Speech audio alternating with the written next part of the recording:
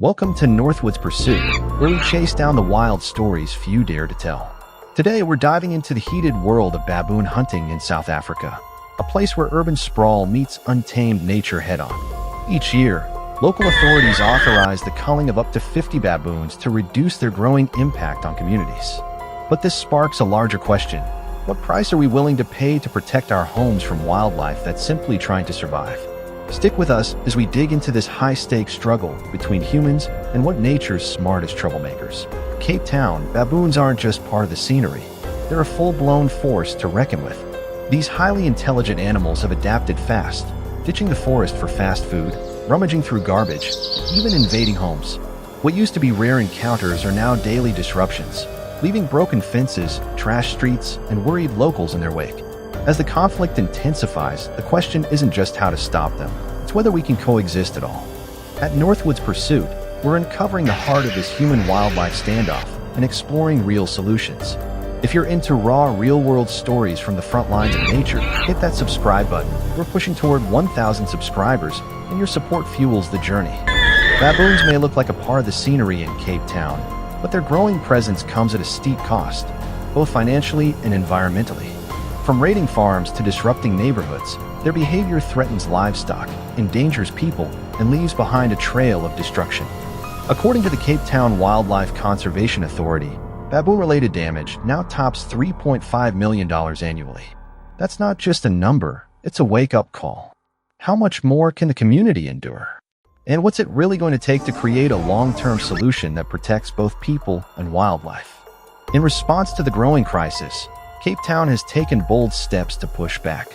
One standout as non-lethal strategies reach their limits, South African authorities have turned to a more hands-on and highly regulated solution, controlled baboon hunting. Far from being a free-for-all, this approach emphasizes strict ethical standards and professional training. Hunters must complete certification in humane shooting practices, operate from vehicles equipped with protective gear, and use high-powered rifles and precision optics like binoculars. To minimize stress on the animals, all shots must be taken from a distance of at least 150 yards. With a cap of just 50 baboons per year, and strict bans on hunting pregnant or nursing females, this targeted strategy aims to reduce urban disruptions while staying rooted in conservation ethics.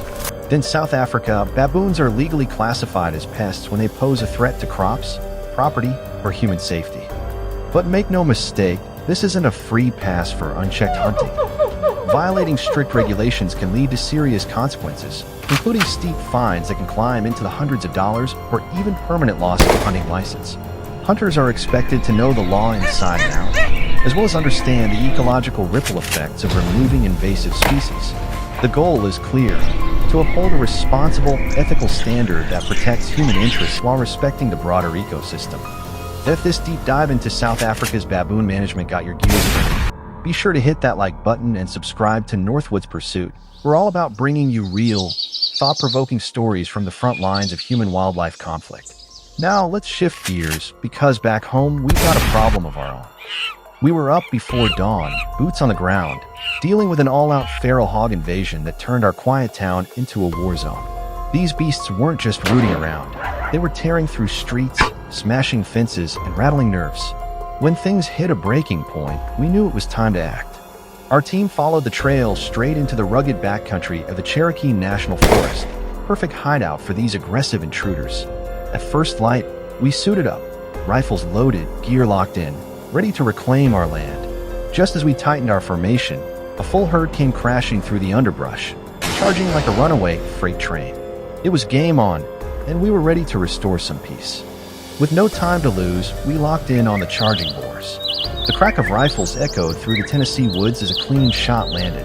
One hog hit the dirt hard, rolling to a stop before going still. First takedown of the day. We slipped back into cover about 100 yards out, moving low and quiet, scanning every rustle in the underbrush. My rifle was up, my sights steady. I was locked in, just waiting for the right moment to strike again. This video is for educational and awareness purposes. All scenes follow local laws and ethical hunting guidelines.